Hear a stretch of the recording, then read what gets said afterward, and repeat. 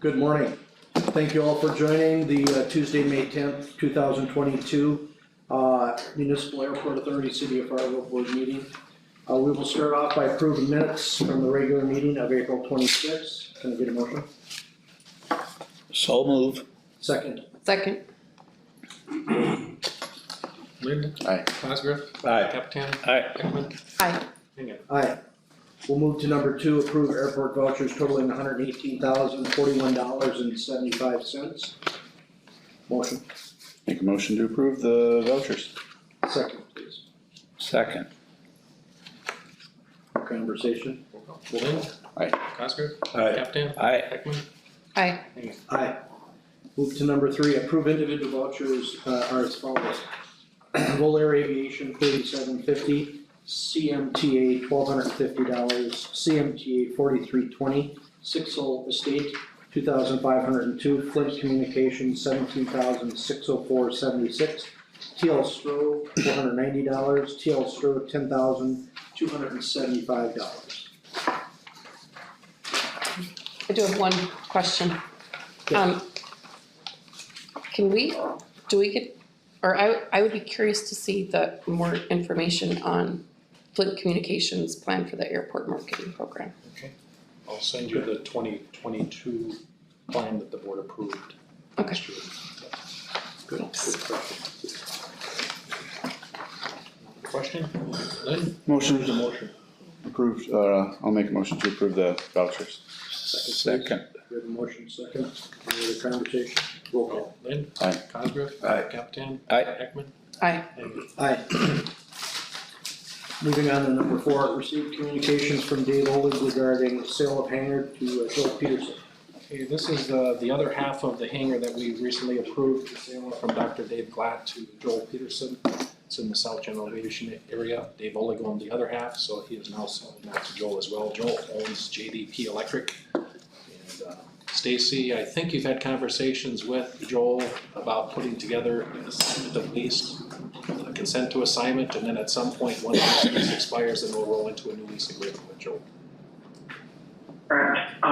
We're in the process of preparing that assignment and consent here today, and I'll have a draft shown to you this afternoon, and we'll then circle back with Joel.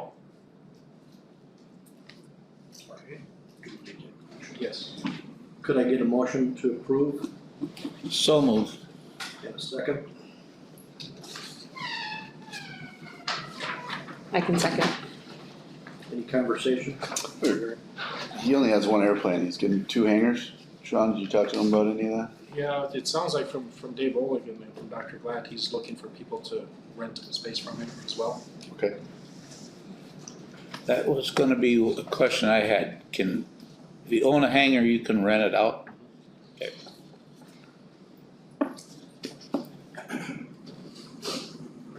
Another communication? Lind. Aye. Cosgrove. Aye. Captan. Aye. Ekman. Aye. Hingham. Aye. Move on to number 5, receive bid tabulation and recommendations for TL Stro for checkpoint. Third line. Terry. Hi, everyone. So we ended up with 2 bids in each category, which was, I guess, not as bad as we thought. TF Powers and Smithco both bid it. Both have worked, obviously, on the airport. Smithco just did our last, like a panel replacement we did. And TF Powers actually has done a lot of work in the airport and obviously did the last major addition, so they know the building really well. And Joel Kapp was actually working, kind of communicating with all 4 of the electrical companies that you see, Sun Electric, Bergstrom, Parsons, and REI, during the process to try to, because there was a lot of interesting information from the TSA that had to be kind of deciphered, and but only 2 of them bid it. Bergstrom and Sun was $93,000. Powers was $198,500. they know the time frame of it. I don't know if the 180 days is, you know, like final stuff, but the nice thing, we're lucky that we're just organizing the most the difficult part, which is the glass panels. Where if you've ever walked through that area and noticed, it's hard to notice because they're at a very slight angle, but they're at angles. And we had always designed that to be able to be redone and pushed back to make the area larger for 3 lanes. Of course, at the time, we didn't know any of the equipment that they have today. And so it is tight, but it does work.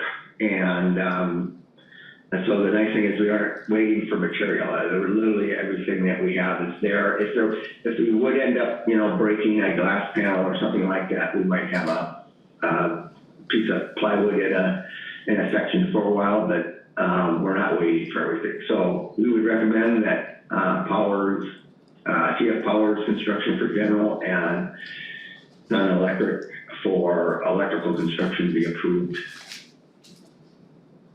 All right, thank you, Terry.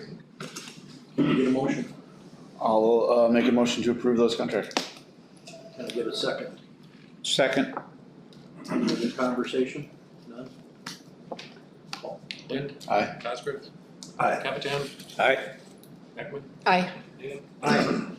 The one thing I'll add is that we had a group here, Donna Weger from Terry's office, Aaron and the crew, along with a representative from Milliken, to pick out new carpet for the checkpoint as well. And this is what the group came up with. Terry, so we're showing them the design. There was a picture that they had sent of the checkpoint, but that's kind of what we're looking at, that the group that was here in the room last week picked out to select, and we kind of have to let them know so they get it ordered, so it's here by July. And this is just the checkpoint area, so it'll be different than the rest of the terminal building. And that queuing area to the exit doors on both sides, this is what, they had a bunch of samples out here we're going through. That's the flooring. Yes. Yep. It's a Yeah, carpet. this will be the, Yeah, it's carpet. But And that It's- will be it's a random squares. separate cost that the airport will pay we'll just be paying the carpet people direct for that. Right. What? No, so this is in addition to the approved tables and so if you don't have any objections, that's what's gonna be ordered.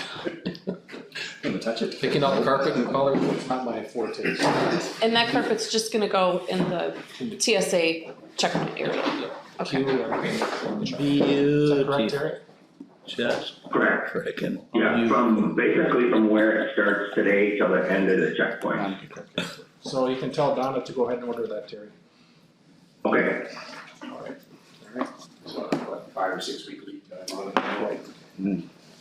So moving on to number 6, receive bid tabulation and recommendations from Mead and Hunt for security upgrade. Mr. Klein, if you can come forward here. Alright, so we had a project to replace all the security access control system at the airport, so and why that was being done is the current system is just outdated, the Honeywell system, it just can't get parts for it, so it's essentially on its last leg, so that's how this all got started, was just to modernize it and add some technology to it. It's replacing all the card readers in the terminal building at all the gates around the airfield, as well as adding video cameras. And in addition to that, just I handed this out just to give you a sense of magnitude of what's going on here. The current system has just old copper wires, so this project will update it to fiber. So we have to run conduit and fiber all the way up to the cargo apron, jet center, and then down to the south gate. So it's a significant amount of underground work. So we had the bid opening last week on the 4th of May. We had, for plant holders at the time of the bid opening, we had Strata Parsons and Sun Electric as potential prime bidders. Initially going into it, I thought, great, we'll get multiple bids here. We only got one bid here from Sun Electric. It was a little surprising, I guess, so Our engineer's estimate was 1.9 million, they came in under at, just right around 1.8 million. I did reach out to Parsons and ask them, why they didn't bid, and I don't know if they were just, putting the bid together late, but they said they couldn't get quotes on certain materials because of lead times and then they had some of the suppliers back out on them. I don't know why Sun Electric didn't have the same problem. But they, from Parsons' standpoint, because of that, they just felt there was too much risk for them to take on the project and just throw numbers up there, so. I guess it's up to the airport authority if they wanna rebid and try to get multiple bidders, but, I know Sun Electric is a fully contractor, and I guess my recommendation would be to move forward with them, so. Any questions for Jeff? How old is the current system? And is it pieced together? Is it a system or just pieces on pieces? The copper goes back to early 91, when I first started. And it's based off of that. And our problem is when we added the cargo ramp gate last year, we couldn't add on to our existing system, so there's no spare parts anymore. I mean, it's a good system we have, it's just that if something fails, there's no replacement, so, I mean. Well, we know technology has moved pretty Well, fast since then, so. And the nice thing about this though is we made sure that it's not a proprietary system. Correct, yeah. So there's a number of companies that can, like when you do terminal expansion, can add on to this system. Yes. So you're not, see right now, we're Honeywell, they're everything, we gotta buy through them and. Typically what happens through some of those proprietary ones is after 3 years it's installed, either the software is outdated or if they don't like the parts anymore, they're continually having to upgrade. It's it's kind of a scam. It's good stuff, but yeah, it's just, guys are always updating it because. I think our last card readers we got on eBay, I think. I don't know. Everything new is all IP based. I believe so, yes. Yep. Well, that's not cool.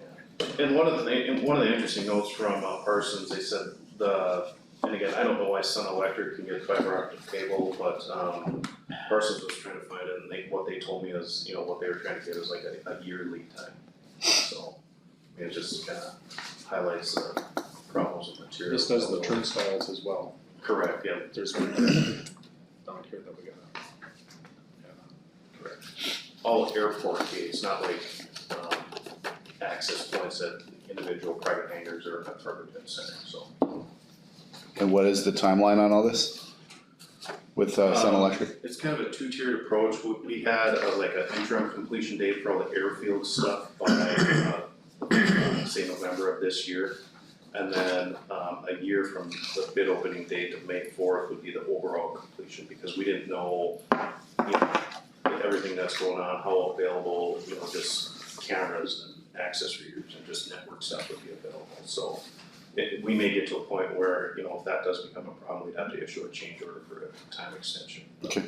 Sun Electric didn't make it sound like that would be a problem for them, but Okay. that could change. Great. Any other questions?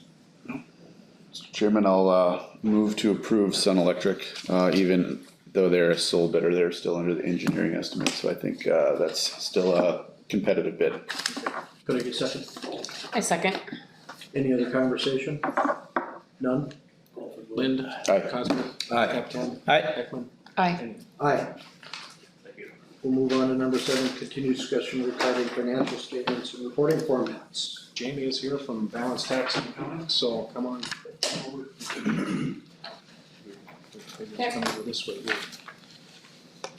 Yes, I'm Jamie, I was on the meeting last 2 weeks ago, but I'm here if you guys have questions or you wanna see something different from what we made available at the last meeting.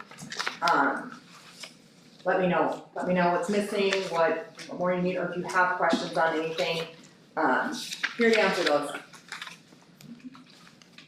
I know some of the questions were granularity, too granular, not granular enough. And the system can be less granular as well, right? Yes, yep, And I think John was, that was a. Yeah, I think we have the opportunity here as a board to kind of start looking at functional areas. And Sean, this would be you and your management team.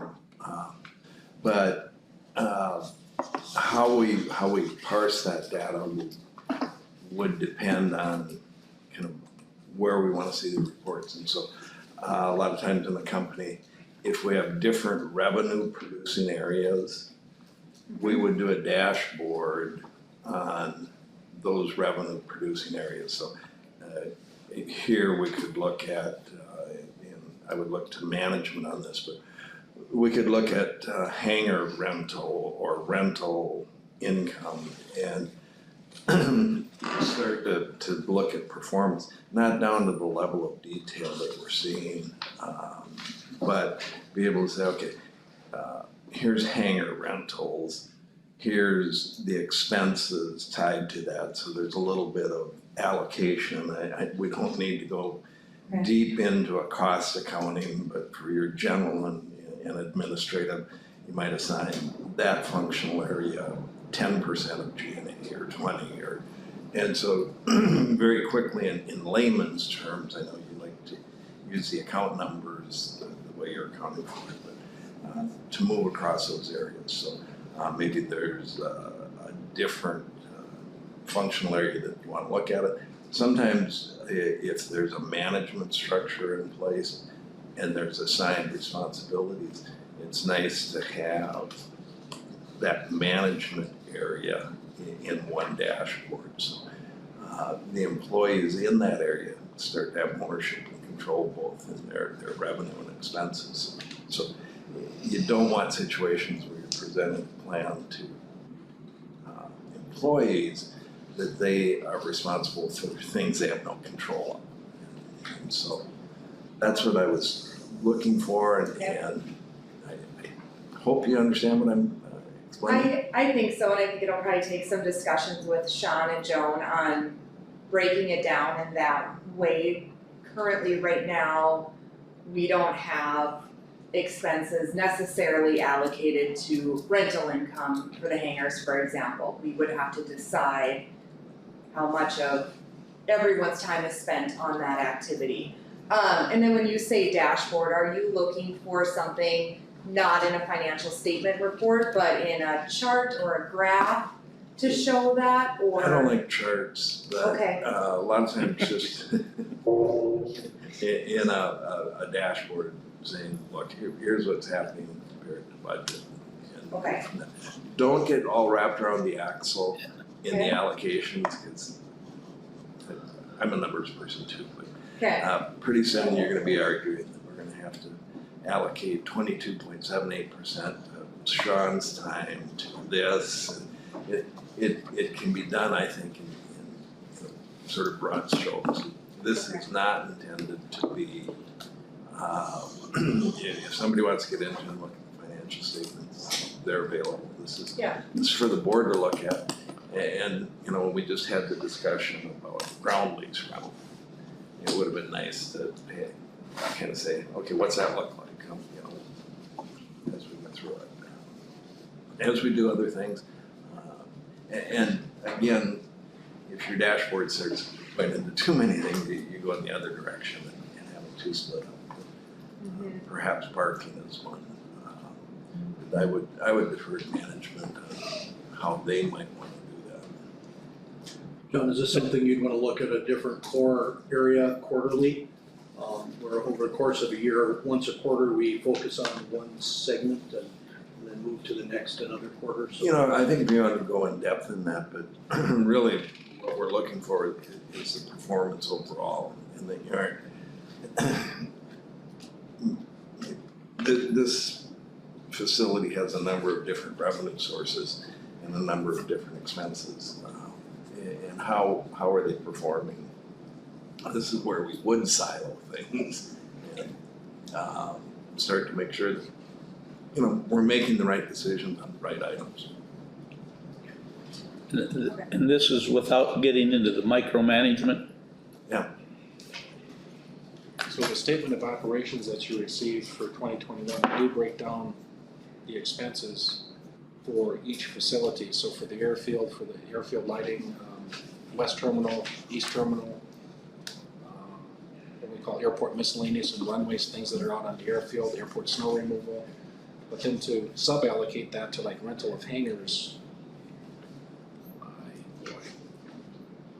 boy. Well, I mean, it's just again, you're John, picking you're a. not trying to do an exact cost allocation, and so. But if it's not exact, and it's just arbitrary, I mean, I could put 10% on it, but who knows, maybe it's 3% or 20%, I mean, it would be a meaningless number.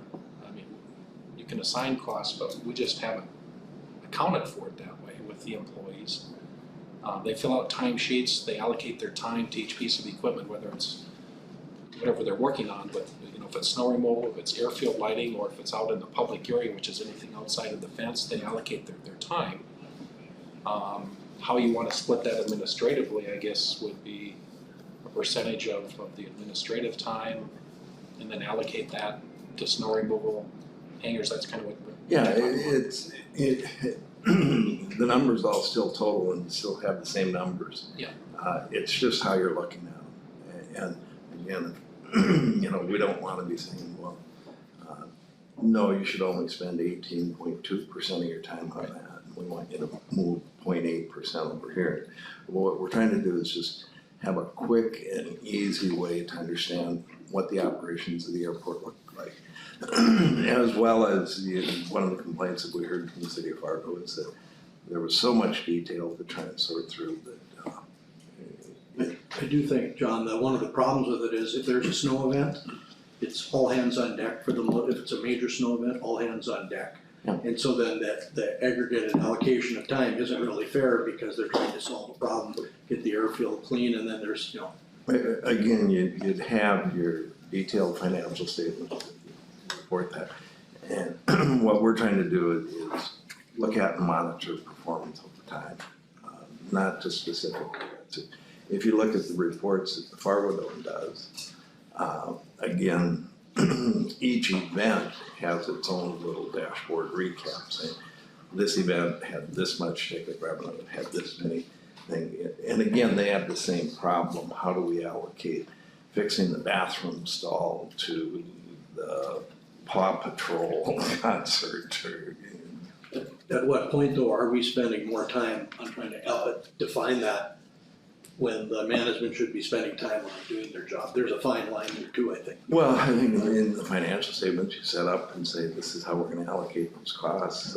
If something's distorted and we need to look at it, we certainly could, and maybe that's where your quarterly review could come in to say it's, but again, you're trying to understand the operation from functional areas.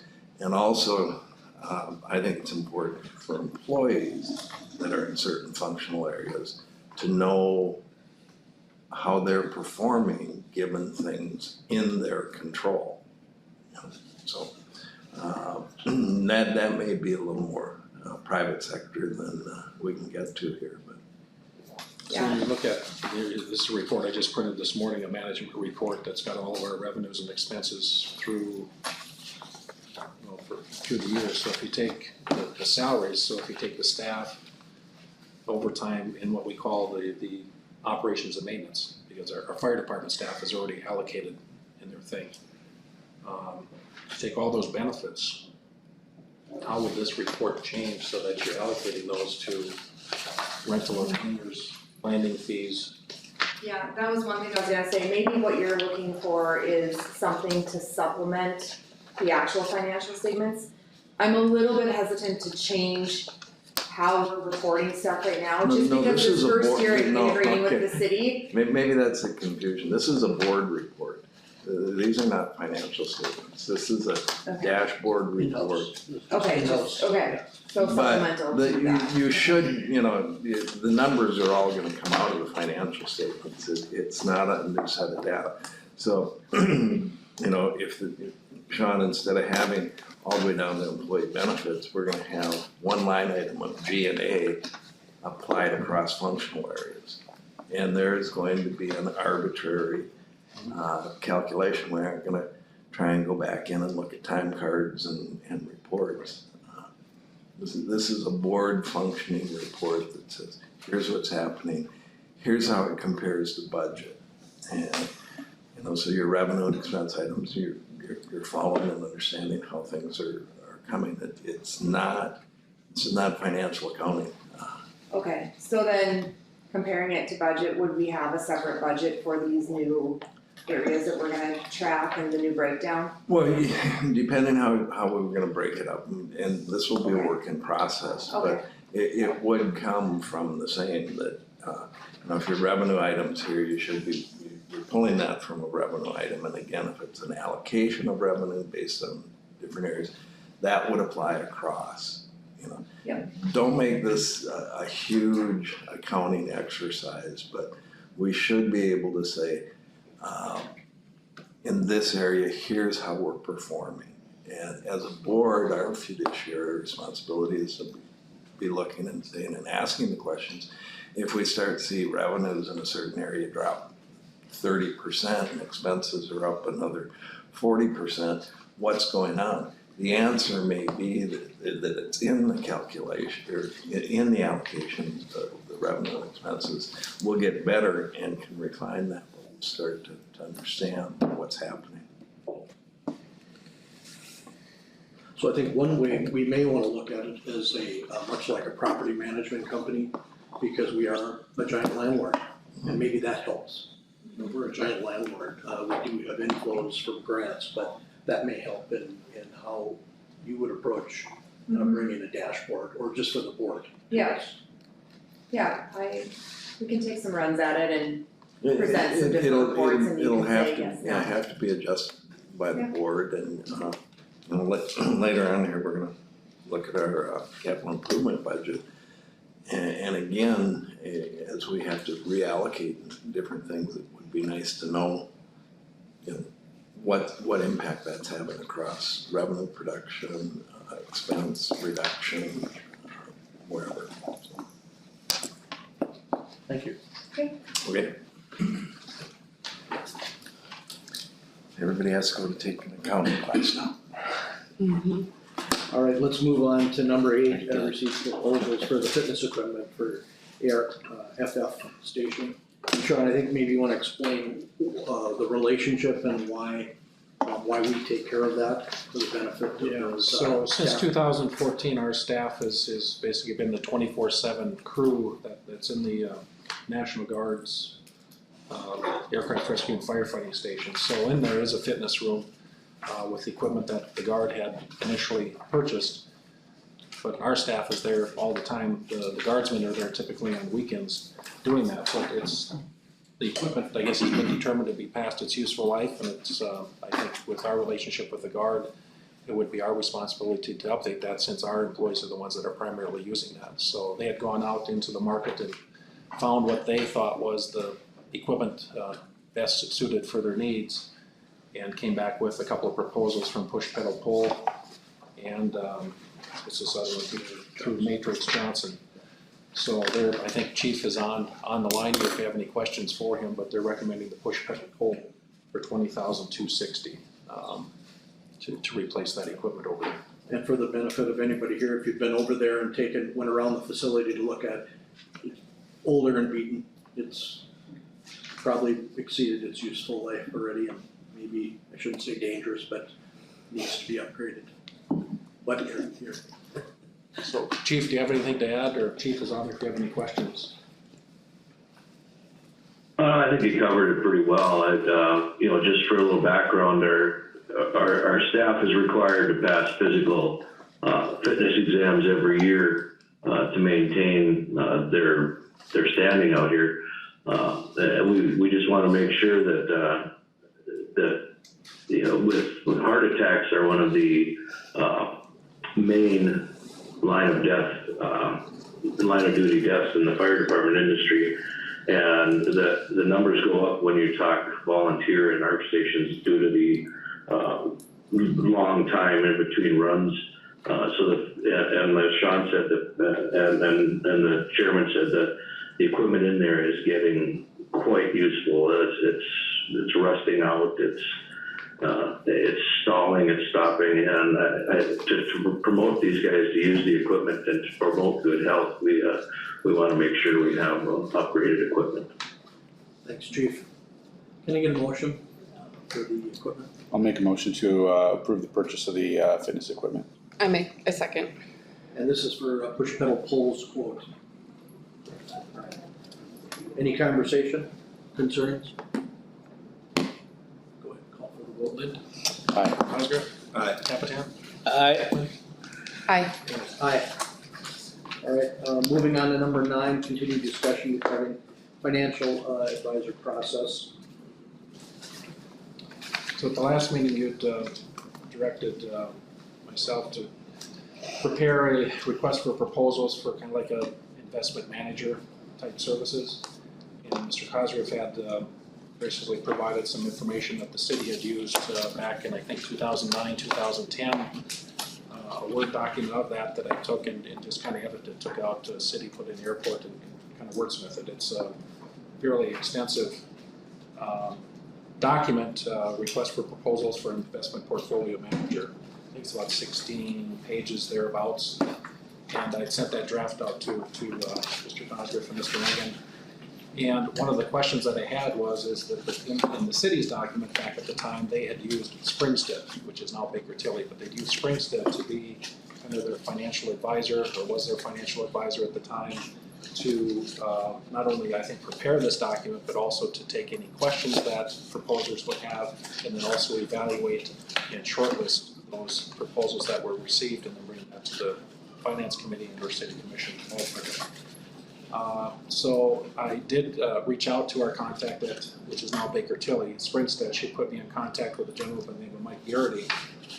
Baker Tilly now provides both of those services, so they would be a financial advisor and also they would be an investment company. So they would be a company that would like to respond to it if we actually did the RFP. So Mike had responded that he didn't feel that there was a cost benefit to hiring a company to basically take the questions and shortlist the responders and then do all of that. There was like a $7,500 to $7,500 to $12,500 cost, plus the advisory fees based on the limited investment opportunities that the airport authority has under the Century Code. It's very basic what we do. So I don't know if you can call it overkill or what have you. He kind of deflected that to maybe look at other options as far as sending out a document here that's very comprehensive for the limited investment opportunities that we have. So based on some of that feedback, I talked with some folks at IDE, and they're like, yeah, you're really going overboard here for what you can invest in. So I'm just looking for further direction. When we selected First International Bank and Trust through a public process, along with their financial and banking services comes investment wealth management, and they've been providing us that information here at the board and others, looking for investment opportunities that are within the Century Code. And just recently, I think in the last month or so, now these treasuries came to light, where we can get 2+% interest on 1 year and 2 year treasuries. That's something new just in the last month or so. But there's a cost to do that, whether you go through First International or Baker Tilly or PFM that the city would have. There's a cost obviously to buying those unless we were to create our own account under what's called Treasury Direct. And the range that we were looking for possibly is like 15 to 18 million possibly. Of course, the board would be the final ones to approve that and then buy some laddered treasuries. But it's kind of discouraged, I guess, to do a full-blown RFP, maybe tone it down. Just to give you an idea, when we went out to do depository and banking services some time ago when we were doing CDs initially, we used the same format that the Park District has used, City of West Fargo, and we're able to get bids so that we placed our CDs to the highest bidder, I guess, if you will, for placing CDs. And it was a very, I guess, small process or document to go off with versus what was proposed. So, I don't know. Mr. Chairman, Sean and we've got to understand here that the investable capital, average collected balances in our cash accounts is probably 35 to 38 million. So this is unique in the amount of money that we're investing.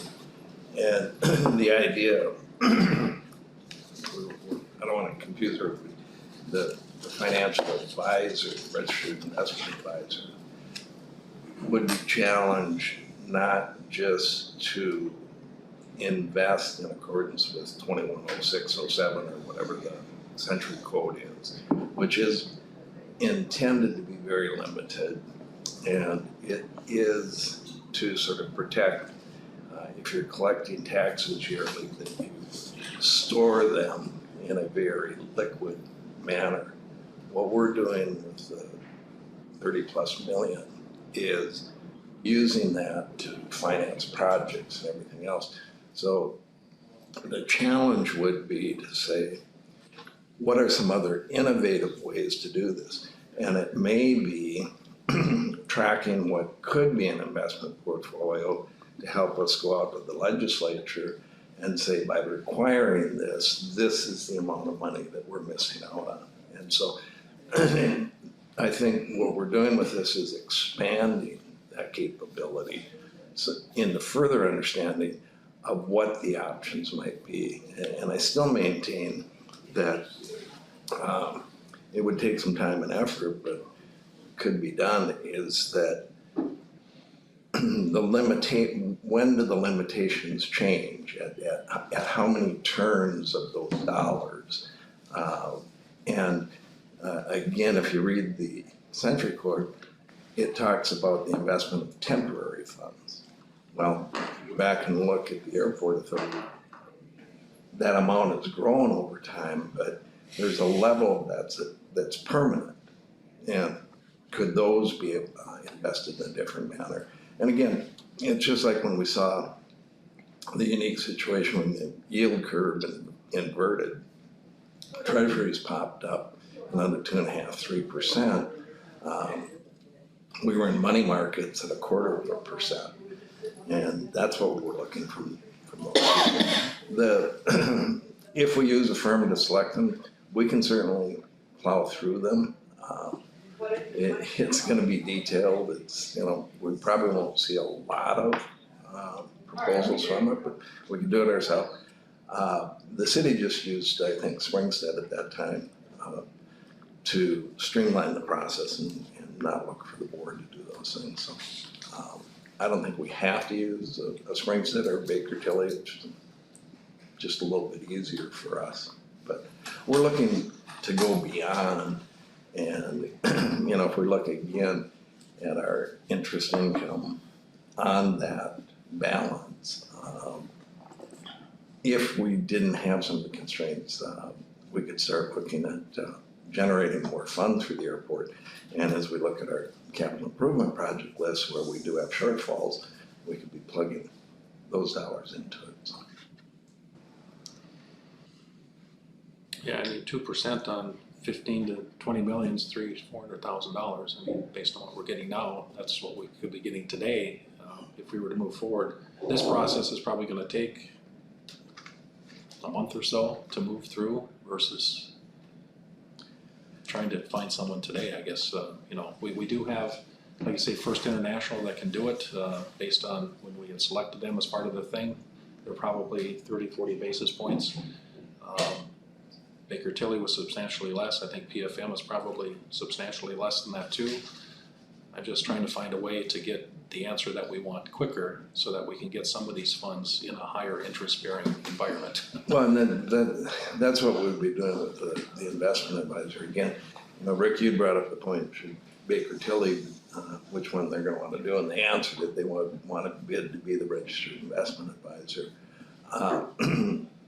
What we want is a group that's going to make recommendation based on an overall plan. So there may be some investment in money markets or First International, but there may also be other investments. And so they would be helping to direct that, where we don't have a provider making the recommendation across all. And that's what First International has been doing for us, I guess, since we picked them, is every day they're watching for something, but every quarter they would give us an update on nothing's changed. And like I say, until just in the last few weeks when these treasuries popped up, they've let us know and said, hey, there's an opportunity here now where you can make some higher interest. So they're kind of doing that on our behalf as part of the banking services that they're providing to us. But like I say, once you start to invest with them, yes, there is a fee that we're going to encounter. And is that the way to do it, or just because of their loyalty to us or to them, or how do you want to go about getting people to respond to an investment RFP that isn't as comprehensive as what draft was that I was originally working on. Is there a different way of doing it? Well, I hate going and replowing here, but, the city's gone through the process, we don't have to reinvent the RFP. We go back and we can, take the benefit of being with the city and generate it, send it out, see what type of full proposals we can get. PFM has said that they would combine our 30 to 40 million with the city's balances, which would get them to their lowest possible fee on a combined amount of 100 million, which is down to 6 basis points. They've said that. Until they would actually bid that, we might not see that, but if we go out for the RFP and it comes back and it's something that we think is too expensive, I don't think it can be too comprehensive when you're talking about balances. When people pick up our balance sheet and see 35, 37 million in cash, that should be earning us quite a bit of money, and it hasn't been. The conversation's good. I will say I have to be careful as to what I say, as I'm a registered investment advisor, representative, and a broker. And so the first thing I'll say is technology has advanced so far. A majority of these things truly can be done by ourselves through Treasury Direct or through a Charles Schwab, TD Ameritrade, Fidelity, any of the large brokerages. We can actually do it ourselves. Now, I'm not saying that's what we should do, but it is available on the purchase of treasuries. As safe as they are, as simple as they are, can be done very easily. We have offers from 5 basis points to 6 basis points based on, John, what you've said the city would be allowed to bring their fees down to. That's the line where we should be in. I mean, when you have two numbers, 5 basis points, 6 basis points, operating on with just treasuries or for that purpose, that's where we probably should be. And I think the first thing we do is go back to our current advisor and say, can we do that? Can you do that for that amount? And not make a lot of changes. And if they can, put the money to work immediately, so that at least it is generating a rate of return that is comparable to what those treasuries are. We should at least offer them that first. If not, then go searching. I think we can afford to do that, but we have to move quickly because we're missing out on 2+%, basically on a 2-year, or we should move in some capacity. Mr. Chairman, I think we have to be really careful there, is that, you went out for requests for proposals for services from First International. And this is where we get into trouble, is where we now come back and say, hey, we want you to do this, and start making changes and additions to it. I think the level of services that we're talking about in this type of request for proposal is to be looking out in advance and proposing other ways to invest. And First International certainly can bid in this process. But I would hope that as they are now, that they should be making that recommendation to us, that if they're providing financial advice, I'm a little uncomfortable there. And I think we should, But John, excuse me, you say you're a little uncomfortable.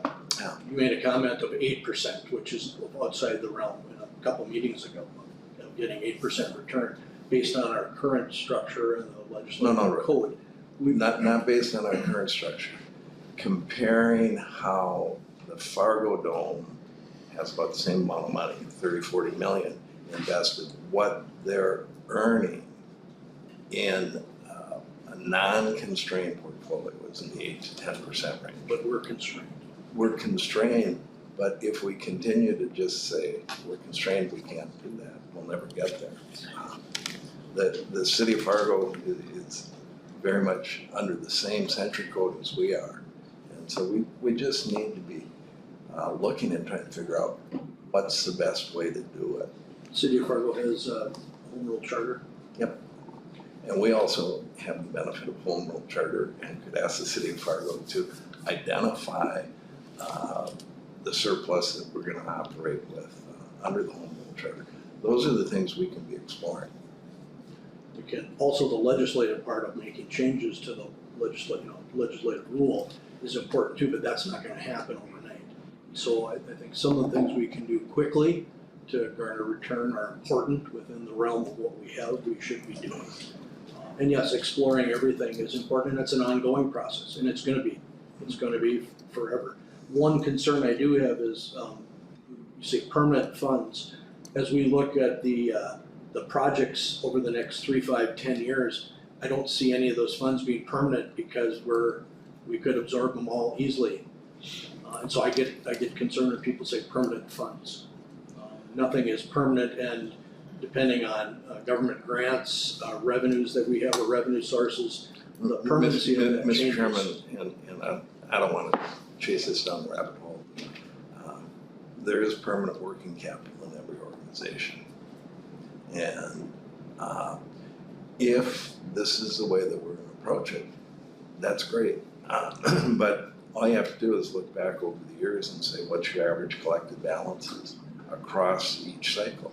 Yes, it does require careful planning each year to make sure that you have available cash, but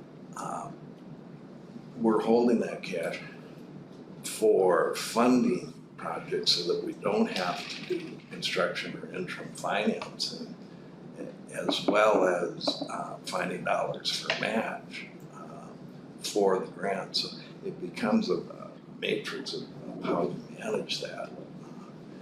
But we owe it to the taxpayers to make sure that in that balance, that we're maximizing the returns. That may be some of the things, but if we're gonna go to the legislature, we'd wanna be out there next January and asking them for those things. We should be exploring potentially what could be done. But the money that we're holding here is not the same as in the beginning of the year collecting 30 million in tax dollars, and at the end of the year having zero. That all 30 million has been spent, and now for the next budget cycle we're waiting for those. That would be some very short-term investments, which would make sense. But we end up at the end of the year, by the time we get the grants back in that cycle, replenishing that cash. And so we just need to be cognizant of those dollars. And we're not gonna spend our balance down to zero every year, so I mean, there is permanent, so there's always gonna be some money in there is what I think he's saying, so. And I agree, I mean, what can we do with that balance that we're not gonna spend, so. And how can we reallocate that a little bit to make a little bit more income on it?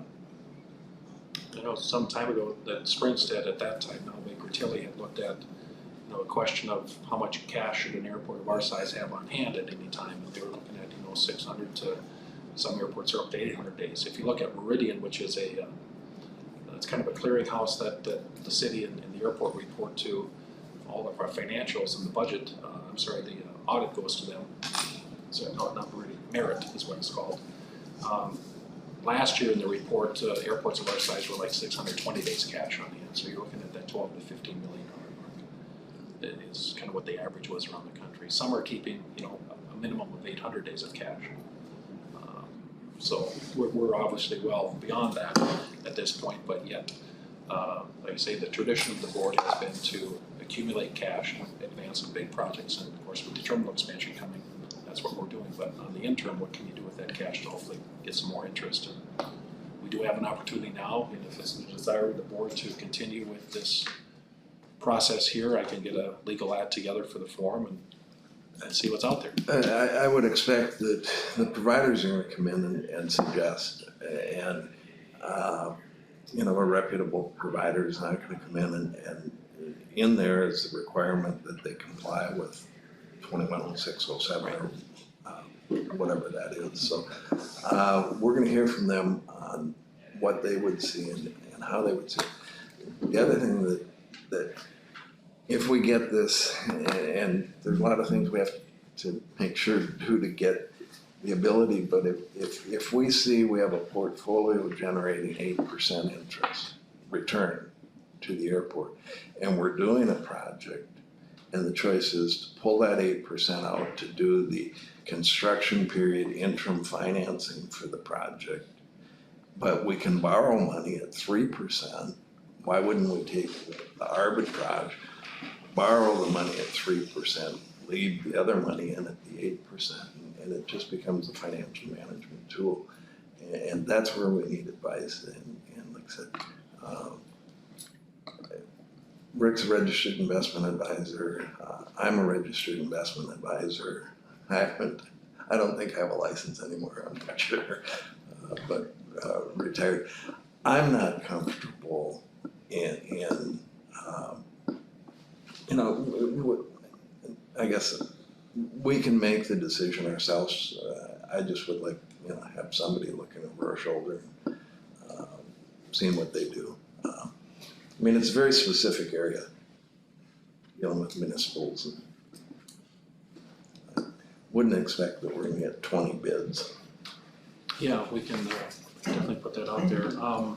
One of the things that's in the terminal area study, we'll get an update on that at our next board meeting, but Needham Hunt has retained a financial firm to go through all of our financials in anticipation of a cash flow outlay projection for the terminal expansion. So that's Leibowitz Horton, I always get their name wrong. Leibowitz and Horton, yes. Yeah, so they're a large firm that's worked with airports around the country and other non-airport things. We should be getting that report or a taste of that report here over the summer or maybe sooner. So they'll kind of lay out a financial plan for us based on what we think the estimated cost is now, so, which could change over time. So if the consensus is to move forward with this document here, I'll edit this a little bit more, John, or anybody, if you have any questions or suggestions on it. Well, I would just ask the board if we're comfortable plowing through it and having presentations of 1 or 2 or 3. Yeah, I would like to, I personally would like to see that, Mr. Chairman. Okay. We'll move forward with that. So we don't need any further direction. Okay. Number 10, we'll move to. So in your packet is just an update from Clear Channel Airports. As you're aware, we awarded them the terminal air concession contract. And what they're proposing is basically what was in their packet that the board had accepted earlier this year. Kind of changing out, you'll see some signage that'll be added in the walkways of the terminal building, where they've got some screens. Hopefully this was in your packet, yes? Okay. And they've gone through and measured that. They've been through a couple of meetings with Darren and I, and Dan. They've got an electrician on board with that. So I just wanted to give you an idea of the concept that they have presented to the board is going through. This package was sold to NDSU, that is in the thing. I don't know what that cost, but they decided to take it. We come down the escalators, that'll be the whole facade. That was approved, and they'll get that up and running as part of this, which I think is August. Is that what they said, Darren? Is when they start the implementation, is sometime in August. As they have to order, and there's a lot of delay on things.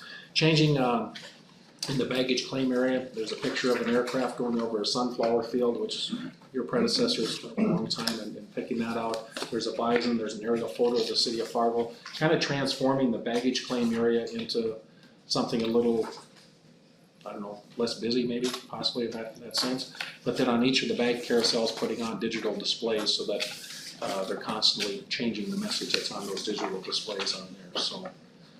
So there's just an update. There's nothing that you have to approve. I say the board pretty well approved this prior. But if you have any questions or suggestions, let us know. The Clear Channel team will be here next week. They're here all week. They're meeting with clients and prospects and doing some more measuring and things to get this system up and running. So that's all I got on that. Any questions? I do have one comment. So, I am a fan of that sunflower. It seems like throughout the airport, we have a lot of advertising, a lot of like whether it's backlit signs or, you know, and not really much as far as artwork or aesthetically things that are less, I mean, and you can have things that are, you know, symbolic of our region or our community. Somewhere it would be nice to have a little bit more artwork. I know that when the last door where you come in the baggage claim area, there's like a little assortment of non-advertising and.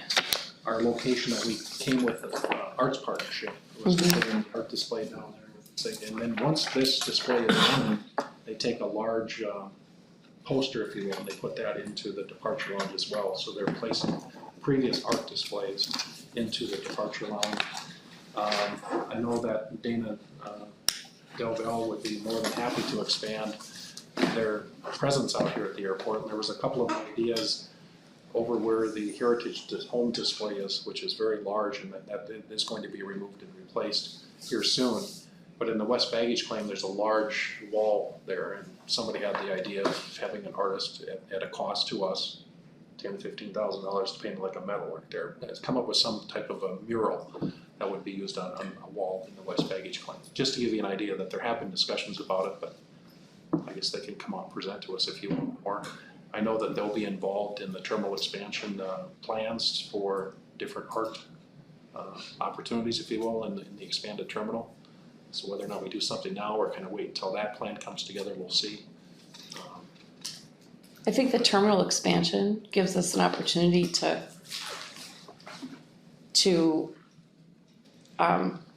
at that time, to tweak some of the things that are going on, even like with the carpet choices. We wanna make sure that, you know, in the carpet choice for the TSA area, that's something that maybe we can still order when we do the carpet expansion, so any investment that we're making in aesthetically, you know, improving the airport is also able to be built on going forward. The neat thing with Milliken is the carpet that's in here now was done as part of the 2008 terminal expansion. They can still make it. Okay. It's custom, and they take it all back and recycle it. It's a real neat process that Milliken has, unlike some of the others, Shaw or some of the others from there. But I know that the Arts Partnership will be part of, like I say, the terminal expansion plans, and when their appropriate time is to come forward. Darren and I got a sneak peek of a couple of concepts of what the east expansion could look like. It's pretty interesting, so stay tuned as those plans come before you, possibly at our next meeting, or Jeff, or when was that gonna be? I believe it's the next meeting now, we had a meeting here last week in Minneapolis where we were just, basically it was a giant brainstorming session on incorporating all the comments that we have received from, you know, the airlines and other tenants in the building here, just kind of laying things out and coming up with some options, and now we're gonna refine those and then present them to the authority just to get your insight on it, so. It's pretty transformational, some of the ideas that have come out. One of them is like taking the whole checkpoint and moving it to where the restaurant is in it. So to open up that whole central area for, you know, just providing more space on the secure side for like the gate 2 area, where that gets congested in the morning when you have that big mainline aircraft coming in. And, you know, possibly can be a focal point for future concessions in that area too. So when you come up the up escalator, immediately to your right is where the entire checkpoint would be. Moving the entire gift shop into the departure lounge, maybe just having a food kiosk or a small gift shop pre-security versus post-security, because we're missing out on a lot of food and beverage sales just because of the limited area that we do have right now. So it's really kind of fun to put that together and see how they can change that. That's what Labor Roots Wharton is working on, and some of the others involved in the project. Yep. I have a mental problem that when I go through there, I always turn to the right. So it wasn't until the last time I flew to DC where we had that wind, so we were supposed to leave at 10 in the morning, didn't leave till 6 that night, that I found you had a lounge there. I didn't even know it existed. Is there another lounge planned for the expansion on the other side? There would be a very large food and beverage concession down in that area. I mean, that's all up to you, once you see the plans, if you don't like it, it might change, but the initial idea would be to have more food and beverage there. Leave what's at the gate 4 area, maybe shrink the size of it a little bit possibly. There's a small food kiosk at the gate 2 area right now. It's gonna completely change what you've seen in the past, so. Yeah.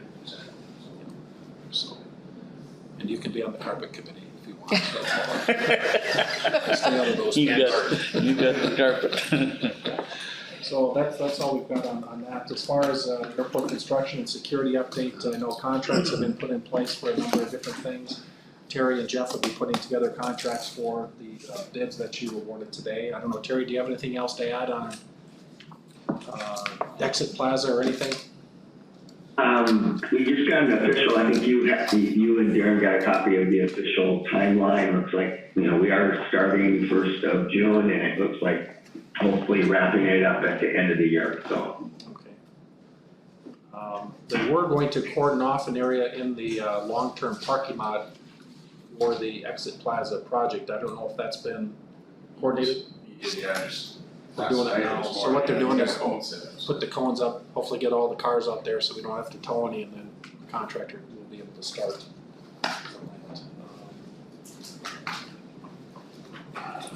One of the agenda items I thought I had put on my draft that Joan types up was to continue the discussion on the hangar language as far as where the aircraft and the cryptocurrency for the East Terminal. Evidently I didn't do that. It's not on my draft there, so we'll get that on the next agenda to listen to. As I say, at the next meeting, we'll do a terminal area study update. SP Plus has been reviewing the financials for a parking garage again, the 500 and 1,000. Baker Tilly gave them some more interest rate information last week, so they'll be here in person to present, I guess, an update on the feasibility of a parking garage at our next meeting. And then on Wednesday, a company out of Sioux Falls called Convergent that we contract with for the security camera system up at Customs will be here. There was a failure in the recording device that records the Customs security system, I guess, if you will. So we're leasing a DVR device basically. But what we have found out is that Customs has changed the requirements for the old analog system, and now they require a digital system. So this contractor will be coming up, meeting with our Customs agents and laying out a new security system for Customs that we're responsible to pay for. So I guess whatever they need, that's what they get. You'll see a proposal coming forth from Convergent to upgrade that system from an analog to a digital system. There's a lot of cameras. I don't know how many cameras they have, Dan, do you recall? There's 12, 14 cameras. Yes. Computer system, they'll have to upgrade it from Ethernet to Cat5 and do all of that stuff. So that will be coming forth. Evidently, the system that we installed in 2013 for the Customs facility was specified by Customs back like in 2008 or 2009. Well, by the time, and that was on the approved vendor list when we did the Customs building. Well, by the time it was installed, it was already outdated. And they've been with that system since 2013, so.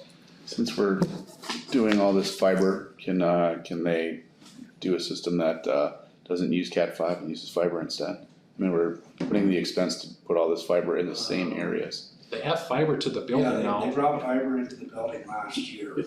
I mean, to the South GA and all that stuff, I mean, because they do inspections in the South GA as well, so I'm just It curious. requires Cat 5 or 6 because it's powered. Yeah. The power goes over the cable. Okay. I don't know, but we can ask the question. But they do have fiber into their building now as of just a few months ago. Last fall. Yeah. Came online. April was a pretty busy month, 33,736 in-plane revenue passengers. I don't know how that compares, Darren, to other Aprils, or second busiest? Well, for us, yeah, second busiest, I think. So second busiest April since 1931, so we're heading in the right direction. We did get notice as Volair watches our flight schedules through the summer. We've got some dramatic changes with Allegiant cutting back more than what we'd expected over the summer. And obviously the other airlines are just hanging on with, a couple flights to Dallas, a couple to Chicago as they struggle to flight crews. So just stay tuned. I think the schedules are pretty secure for about 30 days out. Beyond that, it's just anybody's game. So we don't know. Sean, Yes, sir.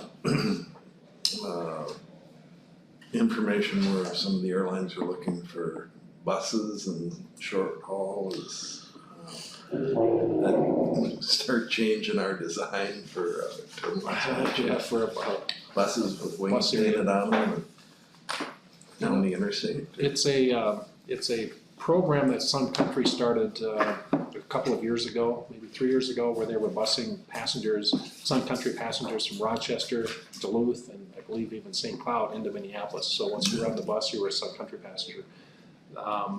The airlines that are talking about doing that are all based from Allegiant, Sun Country, and Breeze, and some of these others, looking at connecting smaller communities with an airport where they're providing service. So I wouldn't have been surprised if we weren't on the bus list for Sun Country from Fargo to Minneapolis, but I think we'll actually see the aircraft here hopefully someday. Maybe we become a recipient from bus trips from other areas. And that's one of the things with Essential Air Service too, as they go through that process. You know, Jamestown and Devils Lake were given notice by SkyWest. I think bids are due today for those Essential Air Service cities. We'll see if anyone put in a bid for Jamestown and those in South Dakota, Devils Lake as well. We'll see. I think it's just inevitable that SkyWest is going to go elsewhere with their aircraft, but there are other companies out there that are providing Essential Air services that may not be the same type of service that SkyWest had provided, but there certainly are other carriers out there looking at that opportunity with the DOT. I don't know if we can justify bus service from Jamestown, but they have about how many boardings a day? Maybe, well, they had a great month last month and the month before, but we'll see. Those passengers probably split between Bismarck and Fargo going forward. But something that we're watching, and there's a lot of the East Coast cities looking at that bus opportunity as well, as they're losing flights because of lack of pilots. Busing is the only alternative to a larger airport in their area. So I don't have anything else. Anything else for the good of the order? I have one more question regarding the airport expansion.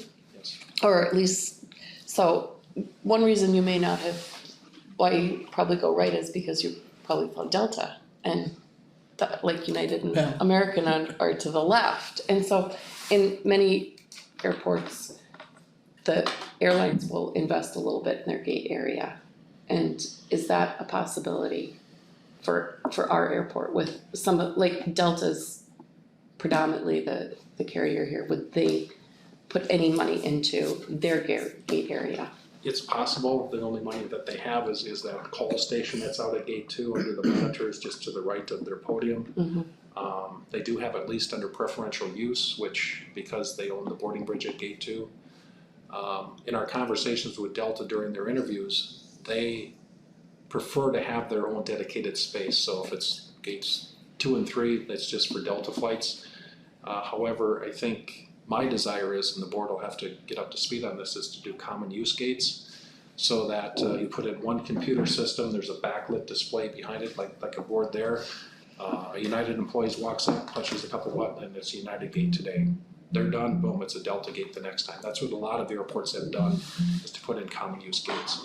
Delta kind of wants their own gates, so if that's the case and they maintain that, coming up with the rental structure to do that,